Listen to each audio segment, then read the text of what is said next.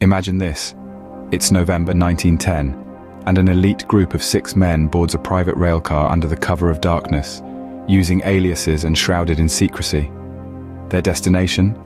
The secluded Jekyll Island Club in Georgia. This wasn't a casual getaway. These were men of influence, power, and intellect, brought together by a shared mission to reshape the future of America's banking system. First, there was Nelson Aldrich, a US senator from Rhode Island, known for his political prowess and dedication to economic reform. Then, A. Piet Andrew, Assistant Secretary of the Treasury and a brilliant economist. Henry Davison, a senior partner at J.P. Morgan and Company, brought his financial acumen to the table. Arthur Shelton, Aldrich's trusted secretary, was the quiet observer and diligent note-taker. Frank Vanderlip, president of the National City Bank of New York, with his sharp understanding of banking affairs.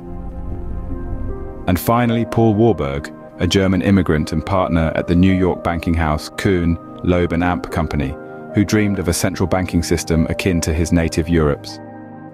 These 6 men, each with their own unique skills and perspectives, converged on Jekyll Island with a common purpose: to address the recurring financial panics that rattled the US economy and the rigid currency supply that strained its growth.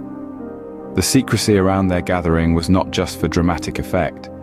These men were well aware that their ties to Wall Street could raise eyebrows, incite public skepticism, and potentially jeopardize the political acceptance of their reform plan. So they played it safe. They used pseudonyms, they told the world they were on a duck hunting trip, they hid in plain sight. As they settled into the comfortable confines of the Jekyll Island Club, they began to draft what would become known as the Aldrich Plan. Little did they know, their clandestine discussions would lay the groundwork for the creation of one of the most powerful financial institutions in the world, the Federal Reserve System. This was no ordinary hunting trip. These men were on a mission to reform America's banking system. At the heart of their secret meeting was a proposal that would change the face of American finance forever. The group of 6, assembled in the seclusion of Jekyll Island Club, was tasked with a mission of utmost importance: to address the issues plaguing the American banking system. The solution they devised, known as the Aldrich Plan, was a pioneering blueprint for banking reform. The Aldrich Plan, named after Senator Nelson Aldrich, sought to bring stability to a banking system frequently rocked by financial panics. These panics were largely due to the inelastic nature of the currency supply, tied rigidly to gold and federal government bonds. The plan aimed to introduce a more flexible, responsive system, much like those in Europe, where banks maintain liquidity through short-term loans. The heart of the Aldrich Plan was the creation of a single central bank. This bank would not be a monolithic entity, but a network of branches spread across the country. It was envisioned to perform several key roles. It would manage reserves, ensuring that banks had access to funds during times of crisis, thus preventing financial panics. It would also issue currency, providing the much-needed elasticity to the money supply. Furthermore, it would facilitate banking operations, serving as a clearinghouse for checks and other transactions. But the Aldrich Plan was not without controversy. Its bold vision of a central bank was met with political opposition. Critics argued that it concentrated too much power in the hands of a few, leading to potential misuse and corruption. As a result, the plan underwent modifications before it was finally accepted. Yet, despite the controversy, the Aldrich Plan was a game-changer.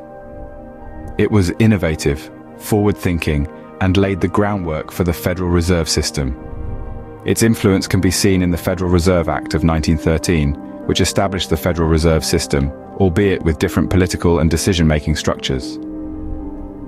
The Aldrich Plan was bold, innovative, and controversial. It was a testament to the ingenuity and foresight of those 6 men who met in secret on Jekyll Island. Their proposal, born out of necessity, would go on to shape the course of American finance for generations to come. The ripple effects of this clandestine meeting would reach far and wide. The Aldrich Plan, conceived in secrecy, would prove to be a landmark proposal that would significantly influence the Federal Reserve Act of 1913. The plan envisioned a single central bank with multiple branches, acting as the guardian of the nation's reserves, the issuer of currency, and the facilitator of banking operations. It was a pivotal moment in American financial history, a turning point that would pave the way for the modern banking system we know today. But it wasn't a smooth journey from the drawing board to the law of the land. The Aldrich Plan faced opposition, skepticism, and intense political debate. Critics argued it was too heavily influenced by Wall Street interests and lacked sufficient safeguards for the broader public. In response to these concerns, the plan underwent significant modifications. A compromise was reached, which led to the creation of a more decentralized system. The Federal Reserve System, as it came to be known, was established with different political and decision-making structures to accommodate broader political interests.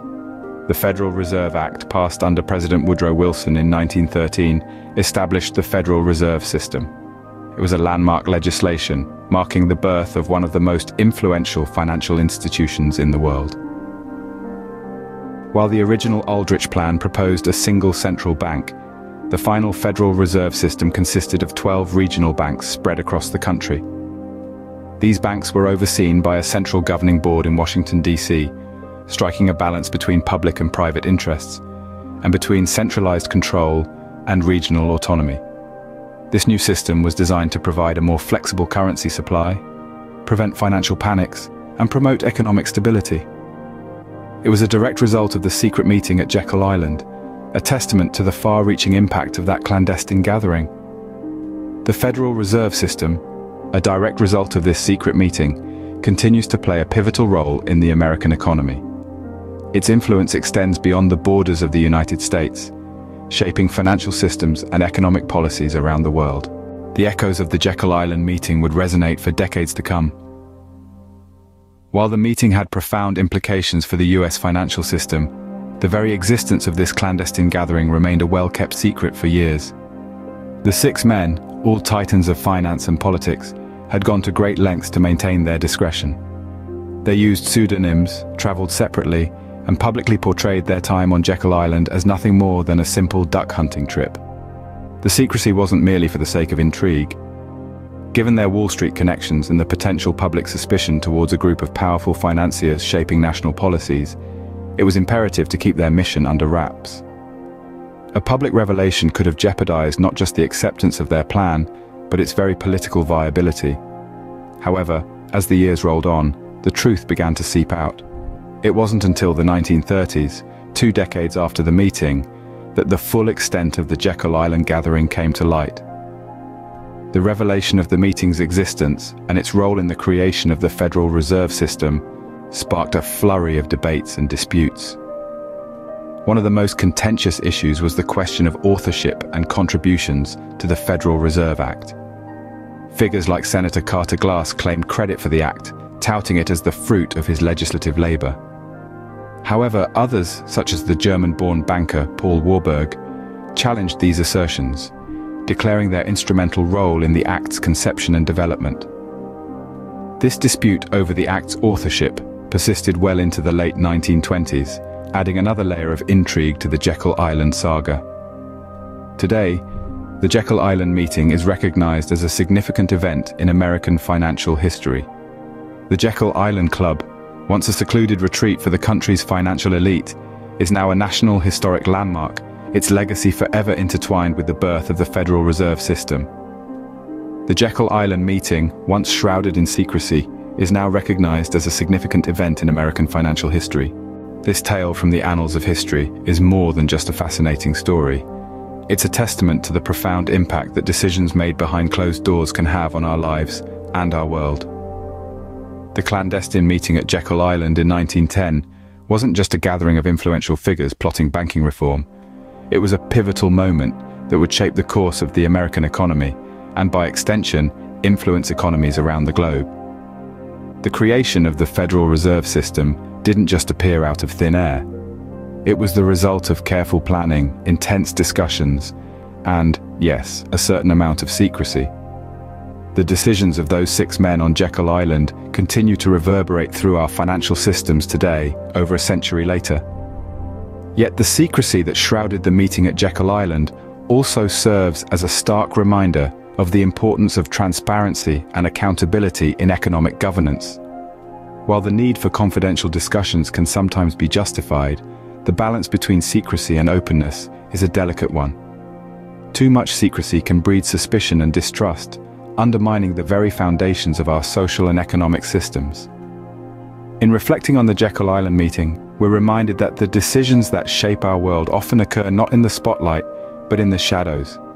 It's a reminder that we must always strive for transparency and accountability, particularly in matters of significant public interest like economic governance. So, as we delve into the mysteries of history, let's not forget the lessons they teach us about our present and our future. History isn't just about understanding the past, it's about using that understanding to shape a better future. The story of the Jekyll Island meeting serves as a powerful reminder that history isn't just about the past, it's also about understanding the forces that shape our present and future. Until next time, stay curious.